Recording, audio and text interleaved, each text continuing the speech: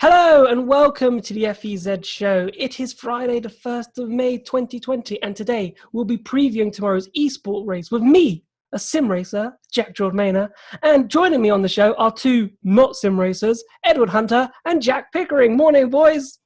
Right, Jack. Just because I don't have my wheel set up at my new location back at my home in Oxfordshire, like the background now. Just because I don't have it on me, doesn't mean that I'm not a racer. Oh, well, I have set a lap time. I have officially put myself amongst the sim racing community. Yes, the heady heights, Jack, at 57th place and at 81. Mate, it's not last. It's not last. I'm proud of that. I was worried just like about Jimmy Broadbent. Yeah. I was worried about being last. 84 runners that have been there. I'm 57th out of 84. That means there's a lot of people. I'm not doing the maths right now, but there is a lot of people that are worse than me. So that's great. 24. 24. See? Boom. Yep. I'm 57th. Fifth. I'm glad that your math skills are on point right now, Jack. But see? 24 people who are not as good as me. That's a nice feeling, Ed. It is. But this show isn't just about you, though, Jack. No, of course it's not. But it's just, just wanted to point out there. I think we should probably do it as a thingy, like a competition, if everyone could get our Factor 2, and then maybe for the following sim racers, who's the best sim racer at Formula Reason. But we've all been crushed, to be fair. We've all been crushed because Tobias Bloom, who, to be fair, has been part of Formula Reason for a very long time, but also works at eFormLD, 29th. I'm like, 2 seconds I got to find. I don't know how he does it, that kid. Don't know how he does it. Yeah, and also Tobias knows how to use the instant replay editor, which puts him one step ahead of whoever is directing Formula E's Race at Home Challenge broadcasts. And he's doing power slides, so he probably needs to just be on the sim race grid for just those power slides. But anyway, let's get on with the show because plenty to discuss. And what I want to discuss, because I've driven it, and obviously Tobias has driven it, and we've seen some replays and some shots. It is absolutely mental track, Ed. I don't know if you've seen much viewings or if you've ever played, because I know you've got R Factor 2 as well, or if you've ever seen some races at that track, but it is just mental. Yeah, I've been watching a friend of mine called Remco Major, who is, I think, qualified 15th, who is another professional R Factor 2 sim racer. And I'm watching some of his driving on the circuit, and he's been using a sort of VR headset, so whenever he gets really close to the walls out of these fast corners, it's a really sort of scary experience watching sort of his point of view when he was streaming it. But really fast flowing circuit. It's 3.2 kilometers, 18 corners in total. I think what you were telling me, Jack, is that the last corner is the only realistic overtaking opportunity, just a sort of 90-degree left-hander, isn't it? Yeah, there's not going to be many places to overtake. A lot of places, Jack, where there's going to be tons of crashes. For example, the start, for example, it goes into one of the tightest chicanes you can probably get. And when you've got 24 Formula E cars racing from a really wide bit, and literally the racing line, that you're like this, it's that wide, and then you'll be funneling 24 cars very much like into a burn-style chicane, I can see. That's going to be pandemonium or mayhem. I don't know what the right word is for that, but it's going to be absolute chaos. And then it goes into this unbelievably put your heart in your mouth, bravery, flat section. And then it's pretty much flat for like 75% probably of the actual track. And then, the last proper, unless you run wide and you don't have the balls to keep going flat, you might get overtaken by people who do have the balls to go flat. But if everyone has the balls to go flat, which I expect most people will in the sim race and the Formula E race, then the main overtaking is that last corner where it is that sort of 90-degree left where you could possibly outbrake someone. But it's a very tricky corner because, oh my God, I don't know how many times I locked up going into there or even spun it. So it's a difficult corner, Jack. Is that why you only finished 57th? Because you didn't have the balls to go flat out? No, I did have the balls to go flat out, but I don't know where I'm losing time. I'm losing time in the chicane and that final corner. That final corner, getting that right is tricky. Yeah, that first chicane, you said burn. Burn wasn't the first thing that came to my mind. The first thing that came to my mind from something super wide into super narrow was Mexico City, when they had the original layout in season 2, because they had that right Yeah. No, left, right chicane. Need to get which hand is correct, but still, but yeah, no, that threw up so many problems in season 2, so they immediately got rid of it for season 3. Yes, that first chicane is going to be catastrophic, and yeah, this isn't really a circuit for overtaking, I think. But however, I do really like the circuit because it's just so fast and flowing, and it's wonderful. And also and if they had something like attack mode or fan boost or something like that, that would heavily bias like who has that, because they can just keep on going flat out. Whilst some cars are going flat out 200, some can go flat out at 250. But that isn't part of the thing. But no, the track looks amazing. It may not provide good racing. I can see quite a few instances, but then again, we thought that there'd be a massive accident at Tamar Park in Hong Kong last week, and in the Formula, and there was only really one in the sim race where a Mercedes flipped over the entire field, and yeah, so yeah, I'm looking forward to it. But yeah, that first corner, I'm not so sure.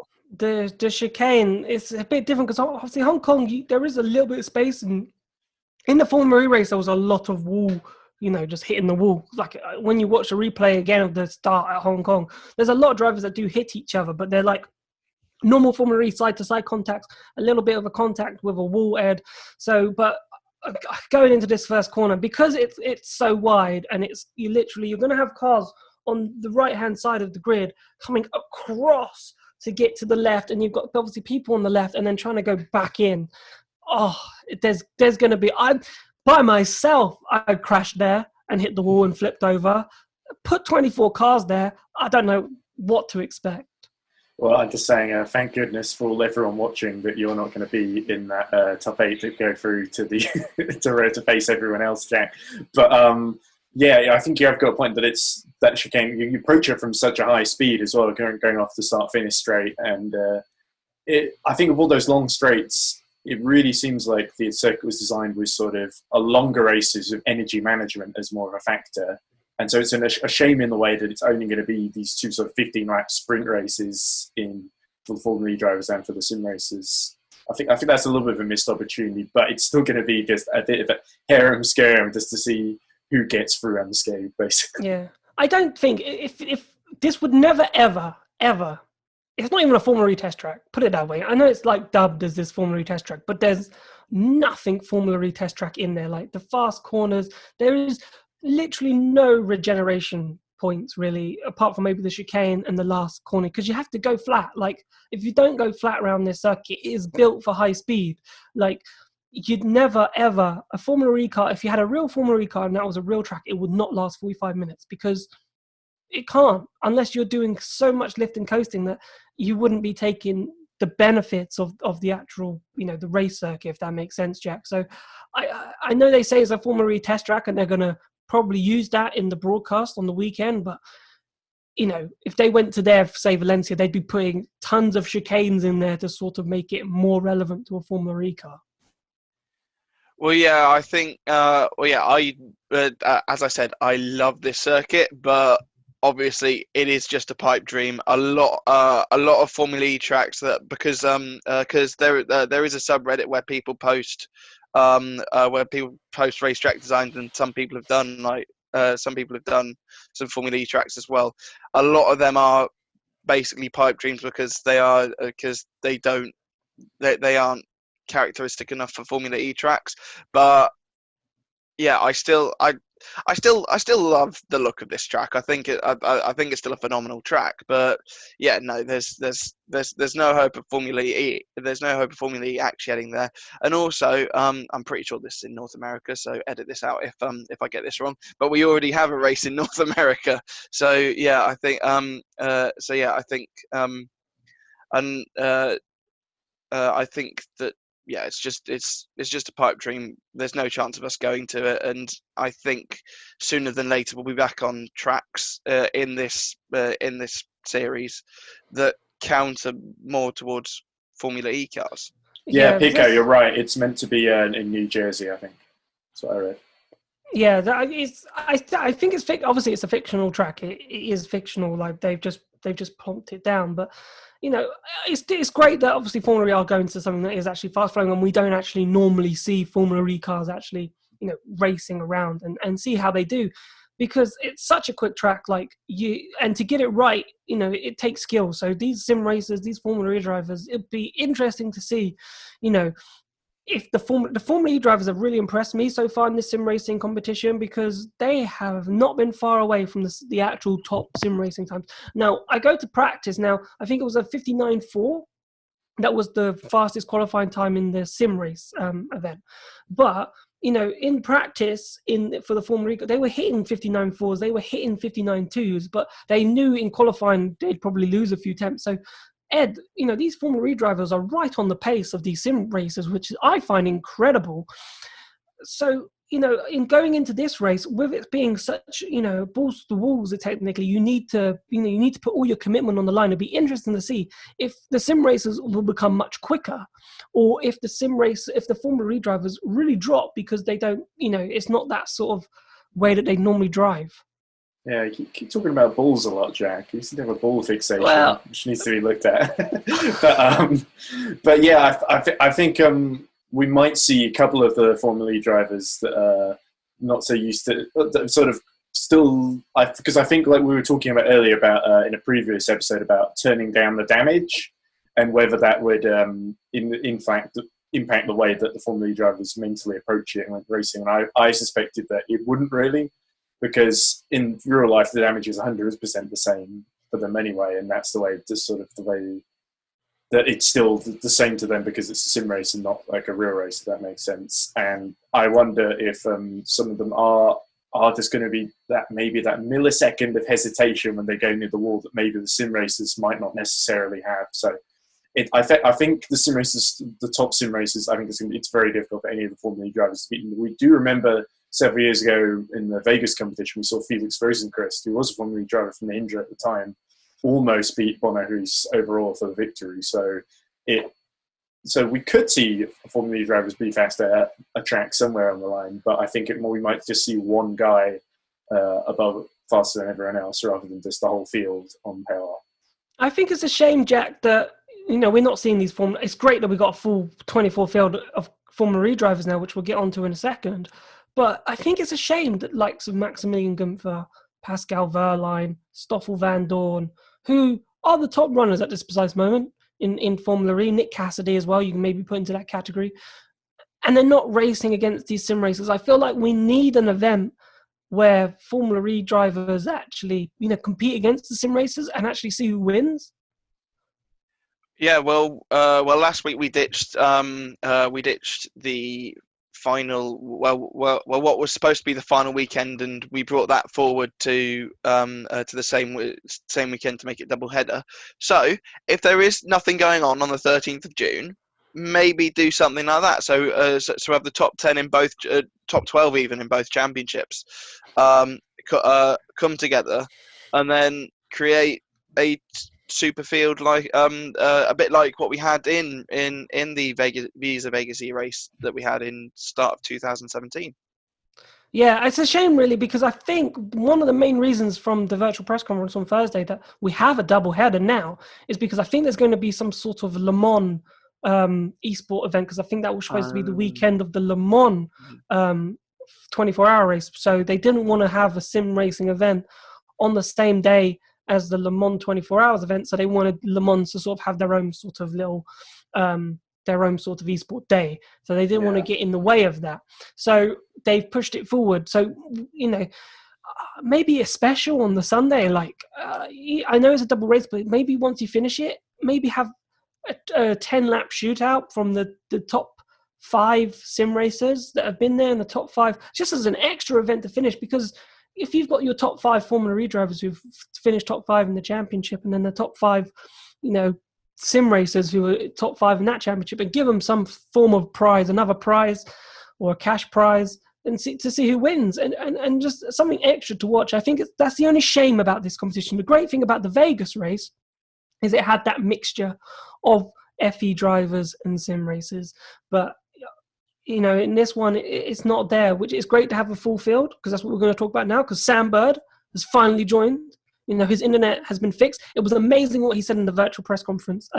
He said a guy, he came in from BT, I think it was, and they had 150 meters of internet cable, which he wound around his house to make sure that his internet connection was stable. It was still a bit chompy, to be honest with you, even on the video camera, but obviously it must have been better than it once was, but he said there's been a lot of work that has gone into obviously getting him up and running, Jack, to racing on Saturday. Well, yeah, obviously the last few weeks we've been treated to Nick Cassidy. He might enjoy his lion this week, being in New Zealand though. But he's been absolutely fantastic. I mean, we're talking about the person who came second place last weekend in Hong Kong, and so yeah, it is rather disappointing that we do lose him from the field. But in return, we get Sam Bird, and we get this full field of Formula E drivers, which no other series has done. I don't believe. IndyCar may have. I'm not 100% sure. I think IndyCar pretty much there on their field. Yeah, and then they made up with and NASCAR as well. Lando Norris sure and well. Dale Earnhardt and stuff like that, just to make up the numbers as well. But yeah, I think it's fantastic to see that. I think it's fantastic that we have a full field of 24 drivers. We're gonna have to see how Sam does, because he's only been doing it the last. He must have got his sim not that long ago, and so yeah, I think it's going to be interesting to see how he does, because we've potentially lost a championship contender in Nick Cassidy. And Sam said that himself. Like, Nick Cassidy's done such a great job, and he's going in, no experience. And he could be 10 times slower than what Nick Cassidy has been. So a sort of a shame for that, but it's great for the series to have a full event. But even Sam Ed was saying that teams are starting to take this more seriously now. But he said it's just to keep everyone on edge. You'll see, you can't. It's not a full Formula E race. If it was a full Formula E race, I reckon teams would be taking this even more seriously. 45 minutes with energy management going in. There'd be testing or finding what lap you need to average. But because there's none of that, it's a bit more difficult. But Sam was explaining that the team is taking it seriously, and there are meetings about this Formula E race to make sure that they the car's ready, the driver understands what's going on and what their aims are for it. Yeah, getting all the engineers involved as well. I remember when you did your interview with Ma Ching-Kwa, he also mentioned that as well, that some of his Chinese engineers from the Neo 333 team were also pitching in too. So it is good to see that some of the teams taking it much more seriously. I think they're taking it much more seriously than they were in Vegas 3 years ago, even when there was significantly more money on the line. And I wrote an article about this for the magazine that was recently gone up, and read that Elmar Formula E's own website if you haven't already. But I really think people are taking it more seriously. People are realizing the potential in this now. And I've just been like 5 ads there for things that we've done. But yeah, I'm really excited to see how much more serious it gets going forward. Yeah, as I said, I spoke to Oliver Turvey as well on the continuing Neo sort of talk, and bit of a difference. He's like, I've pretty much been doing it by myself, simply because it's so different to a Formula E race that, the engineers don't get that much benefit from it in terms of, you can't really change the car setup because it's pretty fixed. So there's not much work they can do there.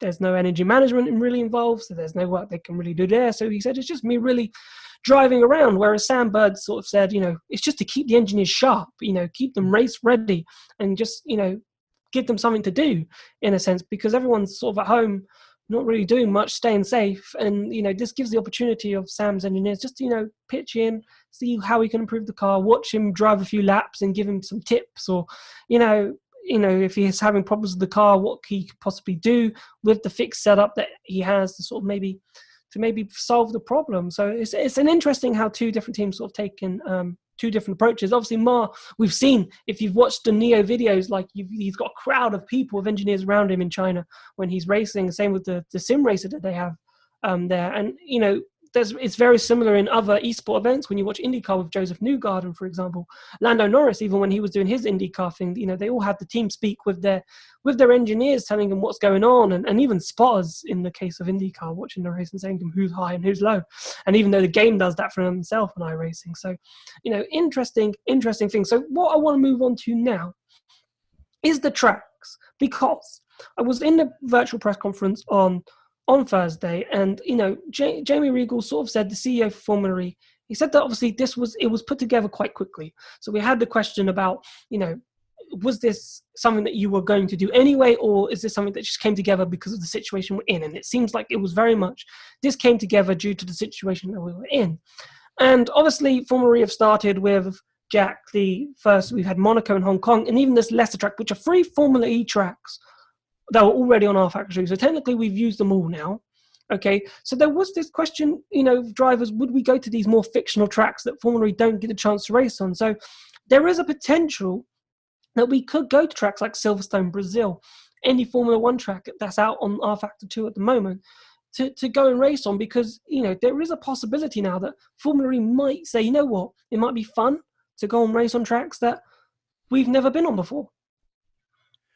Well, yeah, totally. I think it'll be great to see them go on to other tracks. One thing that just came into my mind 30 seconds ago is Vegas. Is Vegas still around? I mean, we used that track, I believe, on R Factor 2 3 years ago. I'm sure it's rotting away in someone's drawer. And they can dig it out and dust it off and use it again. But yeah, I think they do need to make a Formula E DLC of tracks, because the thing is, after this as we saw last week, Nicky signed off, be like, we don't know where we are next week, but we'll be somewhere. Yeah, so yeah, I do think that that they do need to know where we're actually going track wise, and let Nicky announce it at the end of each broadcast, so then we can be hyped for the following week, and then more. And also, I think that's why numbers have dipped, because people just don't know. Numbers have dipped in terms like people like signing up to do this, because no one actually knew where the race was taking place. So it might be an idea to do that. Yeah, I totally agree. Like, we were left on a cliffhanger. We found out that we were racing on this Formula E test track in this Leicester fictional circuit, basically Monday night, 11 o'clock, when it was released for the qualifiers to start. And then, people realised it, but then by Tuesday morning, good old Tobias Bloom from eFormLD put out his video. And that was basically the first real acknowledgement that this is where we're racing. And then it sort of came out on the Tuesday, yeah, we're racing here. So it's weird that you want that sort of, from the coverage, as I said, about improving the coverage I had earlier, you want to know where we're going. But the problem is I don't expect them to announce it again this Saturday, because we're now Friday, okay, coming up to lunchtime, and obviously nothing's come out yet. If we go into, it's probably if a DLC was to come out today, it's highly unlikely at this precise moment, but it probably won't come out tomorrow. So they're not going to, if there is going to be a Formula E DLC with Formula E tracks, Formula E aren't going to announce it before R Factor 2 put it out, if that makes sense. So there's going to be things put in place for it to come out. So, but if Nicky Shields goes on Saturday, guess what, guys? We're racing around the Nürburgring next week, which is a track that's in Formula E. And then in R Factor 2, sorry. Yeah. And then we know, we're going around Nürburgring. So that's cool. It's something to look forward to. And then therefore it might get more people interested to actually watch the event. Full Nordschleife. Yeah, all 14 miles of it, all 118 corners or whatever it is. Ran out of energy by the time we get to the end of the first lap. One lap. Yeah. You get one lap of Nordschleife. Yes, I could. Actually, thinking about that, that's gonna skew qualifying, and qualifying's gonna take about 30 minutes as well. Yeah.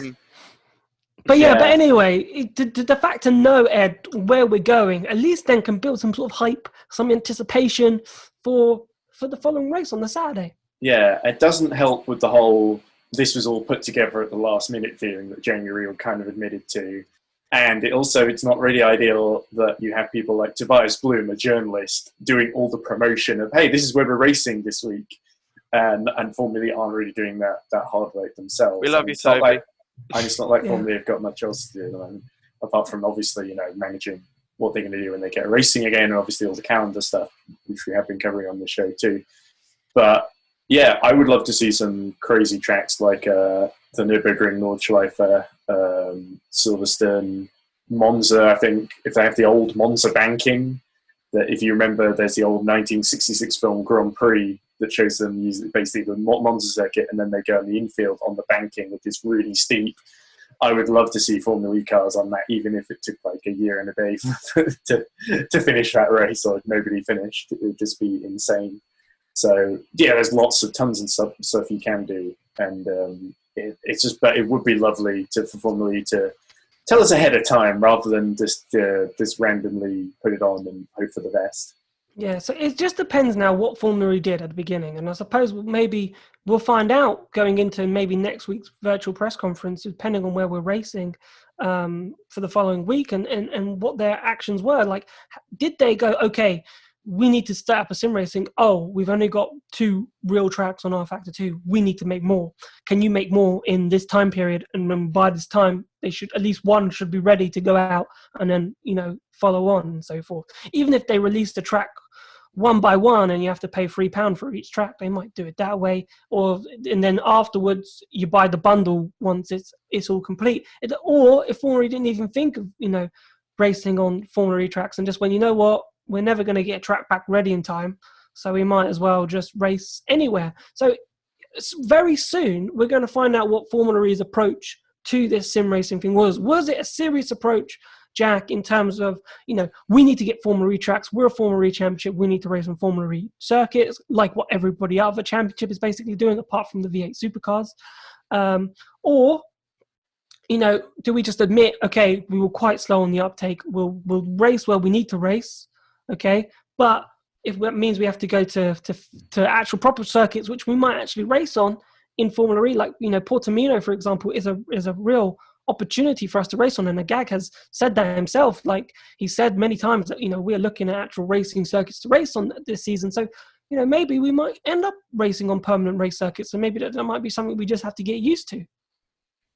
It is quite a big possibility that will end up happening. I think in regards to how this whole thing came about and how Jamie Regal has said that, yeah, this is a last minute thing. I think because they picked up the ball pretty late, they now have a lot of catching up to do, and they need to do quite a lot of things to actually get going with this. It is Formula E's decision on whether we go to proper tracks or whether we go to the street circuits that Formula E usually race on. If we go to proper tracks, go hard or go home. You need to go. You need to go like best tracks in the world. Try Bathurst. Why not? Try Le Mans. Try Macau. Try the Nordschleife, like we just said. Just go absolutely hard on all these tracks, and then something magnificent may happen. Yeah, it'd be amazing to see. Macau is on the game, so it's easy to. I've raced a Formula E car in Macau. It's difficult, but at the same time, it'd be a lot of fun to see a Formula E car, and at least that's a street circuit, and it's tight, and the walls are very close, so it's very similar in a sense to Formula E cars. So. I just want to say that I don't even want to drive my Skoda Fabia around Macau. I'd be that worried. The straight bit with the fast chicane, fine. I'll do that bit. But when we get to the tight bit, I'm not taking my car anywhere near that. So imagine going on a Formula E car like 140, 50 miles per hour through that section or whatever, however much speeds it would be. But yeah, that's the thing. We want to know if they are going to use tracks, and that are not in Formula E, then obviously, pick some of the best ones. It'd be amazing to see. Don't just pick just some random track. Like, it'd be amazing to go to somewhere which has the prestige, that has the history. R Factor 2 has the actual Monaco full circuit, so this might be the first time that we actually get to see Monaco on the actual full circuit and see what a Formula E car would be like and see what lap time it would actually do. So that could be something interesting, because that could easily become a Formula E track in the future, and I'd expect it to, especially when we go to Gen 3. And the speeds are up, so I'd expect that to happen. So, we could already pre-trial that already, Ed. Yeah, I don't see why not. And it's something that the drivers have pushed for ages. So all the cameras are set up in there. Everything's there to go, because obviously that's the one they use for Formula 1 and other series in R Factor. So you got to think, why not Formula E as well? So perfect. So, boys, we're coming to the end of the show. Thank you so much for coming on. Yep, Sure. thank you. Do you think we should do predictions very quickly? Well, I'm going to go Pascal Wehrlein. I think Fair. Sam Bird will do really well. And in the Sim Racers race, I think Simone Di Silvestro will blow everyone away, because I've always been a bit of a fan of Simona, and nice to see her back. But probably it'd be someone like Joshua Rogers who actually wins. I'm going to go for the hat trick for Maxi Gunter. Okay. I'm going to be boring. I'm going to be so boring. I thought there was only three. There's three of us, and there was three options. So I thought someone picked Stoff. Well, no one said Van Dorn this week, which No one me said and Van Ed said Dorn. last week. So I think Well, he Van Dorn crashed. might We win. cursed him. So I don't want to Yeah, do we it did. again. So maybe he'll do a have better I job this cursed time. Max Gunter? Well, someone needs to stop him. So maybe why not you? It's me. I'm the one who stops. Do you know what? If we come back on Monday and he's finished like 18th or something, I'm gonna come on here like holding a trophy, be like, yeah, this is because of me. This is the reason why. So on that note, boys, thank you so much for watching. If you're really enjoying the content, please hit that like and subscribe button. You've been watching the FEZ show. We will be back next week. Goodbye.